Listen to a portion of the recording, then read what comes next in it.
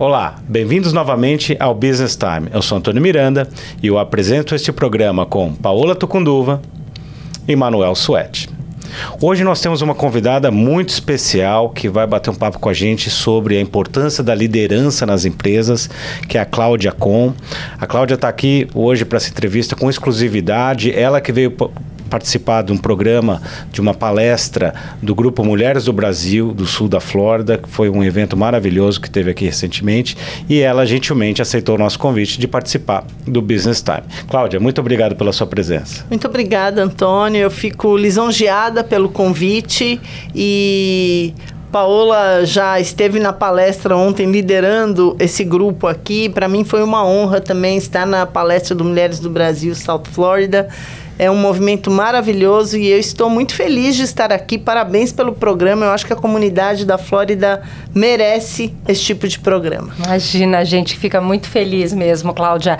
Uma honra, né? Eu, uma das líderes do Grupo Mulheres do Brasil aqui no sul da Flórida, e receber você compartilhando tanta experiência, né? Afinal de contas, são 32 anos de carreira profissional. Você que começou na área técnica, trabalhando em laboratório no Einstein, que é considerado, né, um dos melhores em termos de tecnologia, e decidiu ir para uma carreira executiva, passando em grandes empresas como Delboni e Auriemo, e chegando na Amil, trabalhando com grandes empreendedores. Então tem uma história hoje, participa de conselhos importantes, né? Conselheira na Abramed, faz parte do Comitê de Saúde da Fiesp, entre tantos outros. Eu queria que você começasse contando um pouquinho no prisma da liderança. Você deixar de ser biomédica no Einstein e passar a ser diretora de uma empresa como a DASA, uma das maiores empresas da América Latina em laboratórios e análise clínica. Quais foram esses desafios e como que você usou a sua capacidade de liderança para alcançar isso?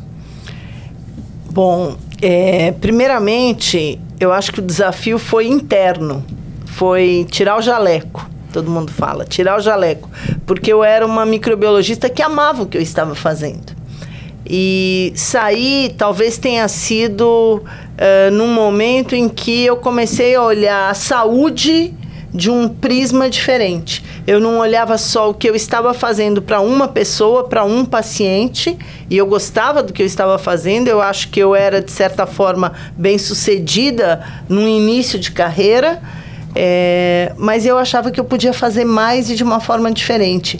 Coisa que hoje, quando eu entendo que eu estou fazendo uma mudança, implantando um novo negócio, eu estou mudando a vida de mais pessoas do que apenas um diagnóstico. Talvez também tenha sido sem querer, mas foi uma visão de que eu queria sair daquelas 4 paredes do laboratório para alguma coisa maior. E o que me motivou a isso foi conhecer um pouquinho do que estava sendo criado para laboratórios e implantado, que era automação, era um momento também de mudança no laboratório. Isso me despertou uma vontade de conhecer o resto. Acho que é importante, né? Porque ela traz algumas características que acho que já são sinais de uma liderança. Uma visão de futuro, quer dizer, querer construir algo diferente, e uma inquietação, uma certa ambição de fazer algo maior. Você não acha, Manuel, que isso são características inerentes aos bons líderes? Não, com certeza. Na verdade, ouvindo a Cláudia falar aqui, a gente se lembra quando a gente começou, né? Exatamente, de tirar o jaleco, né? De você entrar, geralmente começa a tua carreira, sobretudo em empresas, né? Multinacionais ou não, atividades mais operacionais, mas você tem ali claramente aonde você quer chegar.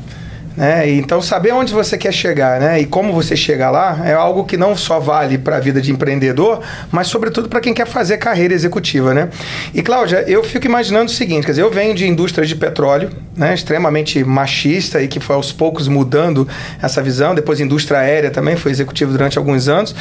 Na indústria de medicina, parece ser mais democratizada, né? Mas você enfrentou desafios grandes na hora que você decidiu tirar o jaleco e trilhar o caminho de ser uma executiva? Essa pergunta é sensacional, porque a mulher na medicina, na área médica, biomédica, bióloga, fisioterapeuta, enfermeira, ela é a grande maioria na área operacional. Então, você acha pessoas operacionalmente, na sua grande maioria, mulheres. E aí, quando você vai para a liderança, cada vez menos você encontra mulher. Por uma tradição que vem desse passado, que está mudando. E a gente fica muito feliz com lideranças maravilhosas hoje, presidentes de hospitais, de grandes corporações na área médica, tanto no Brasil quanto fora do Brasil. E quando nós vemos hoje mulheres em presidência ou em diretorias executivas ou em conselhos, cada vez a gente vê menos. E isso também me despertou algo que eu brinco até que é uma enzima, né? Eu digo que eu tenho uma enzima chamada, a Paola falou, a enzima da insatisfatina, que é uma enzima que corre forte no sangue de algumas pessoas. E acho que a liderança tem cada vez mais essa enzima, não para ganhar mais dinheiro ou para fazer alguma coisa diferente, mas de fato para não se satisfazer com o status quo, para querer mudar e melhorar e transformar ele a cada dia. Então, a mulher, eu acho que na área médica ganhou e tem ganhado relevância porque ela enxerga diferente. Ela enxerga vários ângulos. Acho que a gente vai aprender muito nesse programa hoje, né? Então, vou fechar aqui porque você acabou de dar 2 outras dicas, não só que essa insatisfação, né, de questionar o status quo é algo que a gente também percebe quando você traz isso para a vida de empreendedor, é muito importante. Então, tá aí, eu acho que um dos outros grandes mandamentos do líder de sucesso é ter essa enzima, como chama? Insatisfatina. Insatisfatina ela na veia. Ela não existe, ela é imaginária. Eu não sabia que eu tinha, né? Eu sou assim, né? Você também é assim, né, Antônio? Você está sempre insatisfeito com o status quo, né? Bastante, muito. E, Cláudia, você hoje, né, CEO da rede de diagnósticos Alta, do Grupo DASA, trabalhou com tantos bons líderes, né, em tantos laboratórios, no Grupo Amigo, Delboni. Diz uma coisa, para você, que hoje é uma grande líder, quais são as 3 características de um bom líder? Ontem eu até falei isso na palestra. É muito difícil pegar 3 características, porque eu considero o conjunto o grande resultado. Eu tenho aprendido muito e aprendi muito com excelentes líderes. Eu vou puxar um pouquinho de cada um. Talvez o primeiro é saber ouvir. Né? Saber ouvir e entender a expectativa das pessoas é uma característica que eu considero extremamente importante. O segundo é ter a capacidade não de convencer e de mandar, mas de engajar, de trazer e contagiar as pessoas para trazê-las para o seu sonho, para o sonho da empresa, para o propósito da empresa. E com isso eu trago algo muito importante. Você tem que ter um propósito. Se você não tiver um propósito, você vai trabalhar por trabalhar.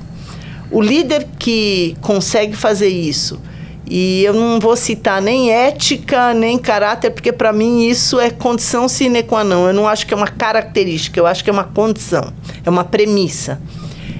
Acho que a terceira é o líder, deste líder atual e do líder do futuro, entender, Antônio, que o mundo vai ser incerto a cada momento. E que você tem que saber, mais do que saber aonde você vai chegar, saber lidar com as incertezas para que você trilhe um caminho junto com o seu time. Muito bom. E Cláudia, o DASA, ele cresceu na aquisição de grandes laboratórios, né? Hoje já são 40 marcas, o maior laboratório da América Latina, e você já está lá há muitos anos. Eu queria que você falasse um pouquinho sobre esse processo de quando uma outra empresa é comprada, existe um choque de cultura. E me corta o coração muitas vezes ver empresas adquirindo concorrentes por causa de uma série de características de sua própria cultura. Mas quando eles entram na empresa, eles simplesmente destroem e impõem para toda aquela equipe a cultura que vem da matriz. E eu queria ouvir um pouco a sua visão de quem de dentro já viveu processos de transição como essa. Perfeito, Paola. Isso é fundamental. Isso foi um grande aprendizado na DASA. A fusão que existiu desde o início e a DASA, com as aquisições não só da DASA, mas de outros laboratórios do Brasil, que hoje ainda são muito pulverizados comparados aqui dos Estados Unidos, existe sim pontos extremamente positivos em cada cultura de um pequeno laboratório. Então, eu vou trazer um exemplo, um laboratório que você adquire na empresa e que traz um cuidado muito especial com o colaborador que tem uma necessidade especial. E você tem alguns protocolos. Se você não souber e tiver a sensibilidade de enxergar e colocar isso para dentro de casa com a humildade de que fazem melhor ou diferente, você mata a cultura positiva de uma empresa que você compra. A DASA teve talvez a sorte de estabelecer uma estratégia de respeito a culturas regionais, porque ela está no Brasil inteiro. Então, em primeiro lugar, a decisão, que não é certa nem errada, mas foi a estratégia de manter as marcas, a tradição regional de um dono de marca ou de alguém que existiu, é fundamental, porque ele traz uma construção do conhecimento das pessoas que consomem naquela região. Muitas vezes a DASA também tem outros negócios que não as unidades. Nós colhemos exames através de outros laboratórios que utilizam a DASA para a produção desse exame em lugares mais remotos do Brasil que ninguém conhece. E que muitas vezes é um laboratório pequeno ou médio de algumas unidades que não tem a condição de ter uma automação como uma empresa que é a quinta maior do mundo, que é a maior da América Latina, como você colocou. Mas é muito importante que esse lugar, a quilômetros de distância, que muitas vezes são acessados por barco, por moto, por helicóptero, por avião, eles tenham o mesmo tratamento e essa unificação dessa cultura com o respeito do que é feito do outro lado. Isso é fundamental, Paola. Eu considero que hoje o sucesso da DASA foi não só do respeito a isso. Hoje nós estamos melhores do que nós estávamos. No início, talvez tenha sido muito mais difícil de ter essa humildade. Hoje, a gente vive um momento de transformação que traz muito orgulho para a gente. Olha que interessante, né? Porque, na verdade, né, Manuel? Então, quer dizer, o grande aprendizado você tem duas culturas diferentes e quando você faz uma fusão, o ideal é criar uma nova cultura trazendo elementos das duas, porque a cultura dentro de uma empresa, ela é muito importante, porque é ela que dá a cola entre as pessoas. Exato. E que faz com que as pessoas se sintam motivadas, se sintam bem naquele ambiente, mas ela é muito invisível, então às vezes difícil de você lidar, porque isso é uma construção a longo prazo. Você trabalhou em grandes empresas, deve ter vivido mudanças de cultura, né, Manuel? Eu digo choques culturais, né? Eu vim de cultura corporativa matricial, né? Onde se a gente errasse, a gente se juntava para poder aprender, que era a Shell, para uma cultura mercenária, que era uma cultura de você foi contratado não para aprender e sim para dar resultado, que tem um lado positivo, porque você está focado em resultado, que foi quando eu trabalhei em trade de petróleo. E quando eu fiz a fusão da Latam aqui nos Estados Unidos, era o que exatamente o que a Paula falou. Como é que eu tiro um pouco, né, de uma cultura e de outra? Imagina, chileno e brasileiro não tem nada a ver, né? Então foi um desafio muito grande. E você, quando listou para o Antônio as 3 principais características, você falou exatamente isso, né? Que o líder precisa saber lidar com incerteza. E um processo de transformação cultural, de cultura, né? Assim, de mudança de cultura, é isso o tempo todo, né? Você deu um exemplo muito bom da DASA, que eu acho que é real para muitas empresas que passam por fusão. Mas nem sempre foi bom assim, né? Dá um exemplo quando você... por conta da cultura, por exemplo, você aprendeu, quebrou a cara, algo muito ruim que aconteceu, que daquilo ali depois acabou ajudando, porque eu acho que a gente aprende muito com esse... você deve ter tido muitos aprendizados ao longo da carreira, né, Cláudia? Você falando aí, passa um filme, né? Talvez um que seja importante para as pessoas saberem é que numa empresa desse tamanho, com muitas marcas, mesmo que você tenha uma marca com muita regionalidade, você me perguntou onde você quebrou a cara. Acho que num primeiro momento, uma fase muito difícil foi conseguir enxergar quais eram os atributos de cada um. Eu acho que atributo não é uma palavra muito falada quando a gente fala de serviço e é fundamental para que a gente saiba e para que a liderança possa transmitir o que está atrás do que cada um na ponta das unidades faz em relação ao cliente ou para o cliente. Você fala de atributo, é o perfil da pessoa ou o job description dele?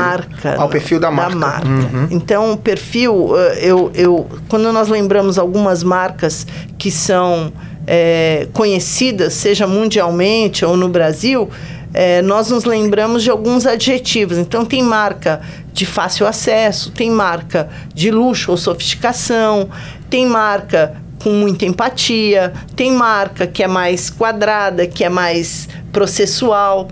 Quando você coloca tudo no mesmo balaio, quando você faz uma fusão, você destrói até uma marca, até os atributos de uma marca. Então, é muito importante a sensibilidade e também a clareza e a franqueza de definir não só os valores e o propósito, mas o que tem atrás dessa marca que você trabalha quando você está na casa de um paciente, num hospital, prestando um serviço diagnóstico ou numa unidade? Você está carregando com você, então nós temos mais de 20 mil colaboradores hoje que carregam esses atributos quando eles fazem um serviço, quando eles colhem sangue, quando eles trabalham dentro de um hospital. E é muito importante que na fusão dessa cultura você não tenha. E no começo nós não tínhamos uma definição clara desses atributos. Então estava todo mundo no mesmo balaio, era muito difícil de cobrar de si mesmo, até do líder, o que eu vou fazer com cada um. E foi um aprendizado, foi difícil, foi muita pancada para poder até transmitir para uma empresa que não tinha a visão do que era o atributo, o quão importante ele era naquele momento. Olha só, eu que sou da área de marketing, estou encantado aqui com alguém na área médica falar tão bem sobre marketing, os atributos. Diz uma coisa, a DASA está vindo para os Estados Unidos? E se sim, quais são, ou se não, quais são os grandes desafios para globalizar uma empresa desse porte? Eu tenho muito orgulho de dizer que a DASA é uma empresa brasileira e de empresários brasileiros que já fizeram um grande passo de internacionalização no ano passado. E nós fomos para a Argentina através de uma aquisição e para Uruguai. E é claro que a gente não para de sonhar, mas nesse momento não tem nenhuma notícia, eu pelo menos não tenho, sobre Estados Unidos. Agora, nós temos trabalhado muito com muitos países em algumas áreas de inovação, porque a medicina tem se renovado e se transformado. Então, por exemplo, nós temos um laboratório de inteligência artificial comandado por radiologistas que tem alguns convênios e fez algumas estruturas e produtos com Harvard, com áreas de diagnóstico de mamografia, utilizando machine learning e inteligência artificial para que o médico tivesse a segunda opinião da própria inteligência artificial. E esse desenvolvimento foi um desenvolvimento em sociedade com alguns locais de alguns hospitais e universidades referência como esse, por exemplo. Assim como nós temos outros já implantados. Isso não é uma ideia. E aí, trazendo a coisa da transformação, hoje o nosso líder, o nosso controlador, o nosso conselho trouxe, há 2 anos atrás, a ideia de transformação. E a ideia de transformação nasceu com não só a transformação digital, mas hoje nós trabalhamos com células ágeis que desenvolvem os produtos e nada é criado naquela fórmula do passado, de eu preciso descrever tudo que eu tenho de necessidade para depois ir buscar, para depois desenvolver, daqui a 2 anos eu vou ter. É uma garotada super interessante, e aí você me perguntou sobre tombo, eu me lembrei de um tombo que eu levei o ano passado, que foi um tombo e aprendizado, nessa transformação. Eu também era muito quadrada na visão de ou jaleco ou a vestimenta de que um executivo deve utilizar. Você perguntou isso e eu lembrei de uma coisa interessante. Eu fui entrevistar um PO de uma célula. PO é um CEO de uma célula ágil, que é como se fosse uma startup que desenvolve alguns produtos. E é assim que nós temos uma configuração do desenvolvimento hoje, não só de TI, mas de muitos processos e produtos na DASA. Então, eu entrei na sala para entrevistar. Quando eu entrei, tinha um rapaz de cabelo meio desarrumado, e de bermuda e de camiseta. Eu abri e fechei. Quando eu estava fechando, ele falou: Cláudia, sou eu mesmo que você vai me entrevistar.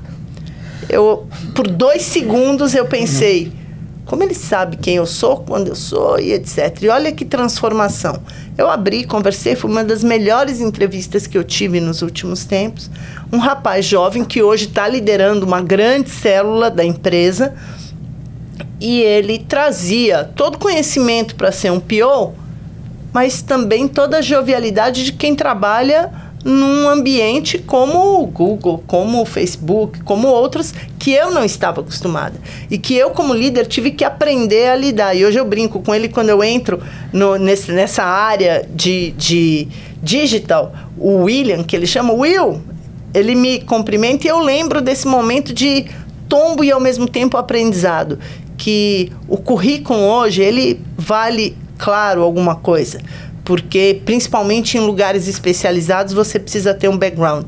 Mas quando você tem a liderança de enxergar e se sensibilizar que é diferente, que é transformador, isso faz a diferença. Eu tive que criar essa sensibilidade. Eu achei super interessante você falando da transformação da empresa, da transformação do mercado, da sua transformação como líder, quebrando paradigmas, percebendo quanto alguns julgamentos podem prejudicar.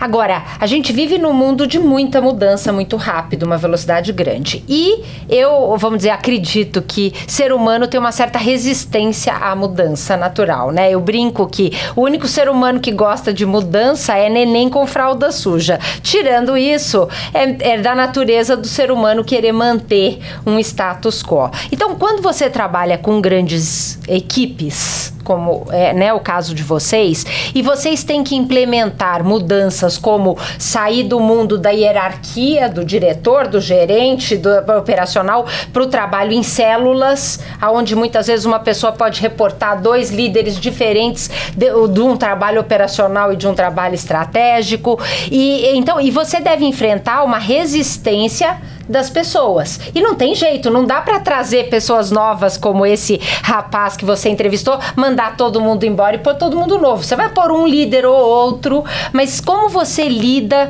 para que ajude a equipe a fazer a transformação necessária? Paola, é um desafio grande. Em primeiro lugar, isso tem que estar comprado na sua alma, no seu coração. O líder tem que entender que ele não vai ser mais o decisor com a caneta na mão para falar faça ou não faça. Isso vai nascer das células, das pessoas. E nós passamos por 1 ano e meio de transformação com muitos erros, muita resistência e um aculturamento muito preliminar ainda do que era necessário para que isso acontecesse. As nossas lideranças, o nosso CEO e todo o comitê executivo enxergou que era necessário primeiro transformar com conhecimento, em alta performance e em cultura ágil a liderança. E isso aconteceu junto com a transformação cultural e upgrade da cultura da empresa. Foi literalmente um tsunami que passou na empresa. Mas fazendo o quê? Fazendo treinamentos, reuniões, apresentações, mandando para curso. Como que vocês conseguiram colocar na cabeça dessa liderança que vem de um padrão tradicional que nós vamos mudar? A primeira coisa foi um mergulho de toda essa liderança com a AWS. Nós trouxemos a Amazon para dentro da nossa empresa. E eles passaram também por essa resistência, ao ponto de nós chegarmos em reunião e existir uma decisão que um líder chegasse e falasse, mas isso não passou por mim, e o conselho ou o controlador falasse, mas nem vai passar mais. Né? Então, nós tivemos pessoas que não se adaptaram e isso é natural. Agora, é muito... E quando não se adapta, faz o quê? Normalmente a própria pessoa não se encaixa mais num modelo. Agora, quando você mergulha e se adapta, é uma delícia. Eu tenho 53 anos e ver o que eu aprendo com essa garotada, o que todo comitê executivo tem aprendido com a rapidez, com a interação, a integração deles, sem hierarquia, sem salas fechadas, com revisões e um bebendo da inteligência do outro no desenvolvimento de produtos, é muito diferente. Agora, nós passamos por uma transformação, sim, que envolveu treinamento, envolveu principalmente, antes do treinamento, conhecimento. Eu não sabia nem os termos, eu não sabia o que era Scrum Master, eu não sabia o que era um PO. Então, as pessoas precisavam entender o que era. Isso é uma metodologia que tem tido sucesso e, por isso, nós adaptamos ao que nós temos como cultura. E eu lembrei de um ponto importante na nossa cultura, que talvez isso seja fundamental para todo líder poder ter o orgulho de trabalhar numa empresa assim. É a franqueza. A franqueza absoluta, ela às vezes dói, ela é difícil, mas você precisa utilizar para que você suba um degrau, para você mudar e transformar. E ela foi importante para a gente nesse momento. Quando a gente viu que a gente não estava indo no caminho certo, que todo mundo achava que tinha que ter as células, mas não era o modus operandi que a gente poderia ter, nós tivemos que dar um passo para trás. E aí, com franqueza absoluta, olha, não está bom, vamos voltar. E essa é uma característica do líder que eu acho fundamental. Fundamental. Eu diria franqueza e humildade. Para assumir erros, para voltar atrás. E uma coisa que eu acho que você falou que é muito importante, então, dentro desse processo, trazer conhecimento, treinamento, todo o conteúdo e ferramentas para apoiar para que a equipe faça a transformação, mas vai ser inevitável que algumas pessoas não vão se adaptar. E o líder tem que ter a coragem de tirar essas pessoas. Porque eu vejo que muitas vezes tem líder que fica postergando e isso vai minando e muitas vezes pondo em risco um processo como esse. Então, é inevitável que em alguns momentos como esse, você vai ter que tirar alguém da equipe e cabe a você, líder, tomar uma atitude para que isso aconteça. Não sei se você já viveu dentro desse sua jornada de liderança aí momentos difíceis como esse, de ter que demitir uma pessoa para que o plano maior seguisse. Programa das mulheres, né, Antônio? A gente está aqui a passeio, né? Como é bom ver mulheres líderes falando e a gente... Olha, música para os ouvidos. Eu acho que com certeza a DASA vai receber depois muita busca lá, porque com certeza é great place to work, né? Mas o que eu acho interessante é que você falou de coisas muito reais e atuais de quem vive um momento de startup, de quem vive um momento de empreender. Porque é isso que está buscando. Exatamente, o Antônio brinca comigo porque eu me considero borderline milênio. Sabe por quê? Porque para ser borderline milênio eu tenho que pensar com 50% da força de trabalho americana hoje, que é uma geração digital. A próxima geração, que é a Z, já está pensando de coisas de forma diferente. E se ele não tiver numa empresa que tiver propósito, né, isso não acontece, né? Mas o papel da liderança continua sendo o mesmo, né? Eu acho que se o líder que se adapta, né, que faz, que volta para trás, quebra a cara, né? E a Paola, eu aprendi uma coisa, Paola, para não perder a tua pergunta, é o seguinte: você tem que identificar as árvores podres para poder preservar a floresta. Eu acho que essa é a coragem. E eu aprendi ao longo do caminho o seguinte: as pessoas seguem os líderes, não seguem os chefes, né? Então, quando você percebe que você é uma pessoa que consegue se adaptar numa empresa, né, respeitando um cara que chegou de bermuda lá, porque esse cara, com certeza, não importa o que ele está vestindo, importa o que ele é capaz de fazer para essa nova geração da empresa. Então, muito legal ouvir que isso é tão próximo, mas é tão próximo da realidade de quem é startup, de quem é empreendedor. Você participa de um grupo como conselheira dos Winning Women, não é isso? Da EI, né? Da Ernst Young. Fala um pouquinho, vocês têm ajudado empreendedores dividindo conhecimento, dividindo um pouco essa experiência para quem está começando a empreender também nessa área? Esse é o primeiro ano que eu estou nesse conselho e é muito gratificante. Em primeiro lugar, pelo aprendizado, porque eu estou do lado de conselheiras que são empresárias de referência nacional e hoje internacional, depois do prêmio que a Luísa Trajano ganhou, né, Paola? Mas Luísa Trajano, Sônia Hess, tem, olha, Gabriela Baumgarten, tem empresárias e executivas tocadas por uma pessoa, que é a Raquel Teixeira, que comanda esse grupo da UI. E no momento que eu fui convidada, eu aceitei, porque além do desafio do aprendizado, é uma doação de total garantia de resultado, seja para você ou para empreendedora que está trabalhando. E hoje eu mentoro uma executiva empresária que criou uma empresa de energia fotovoltaica, energia solar fotovoltaica, que não tem nada a ver com a minha área. E aí já vem mais um aprendizado do líder, dele saber se deslocar de áreas que ele eventualmente, eu até falei ontem na palestra, não é a minha tribo, mas eu fui aprender um pouquinho para entender do que estava falando quando falava de célula, de manutenção de célula, etc.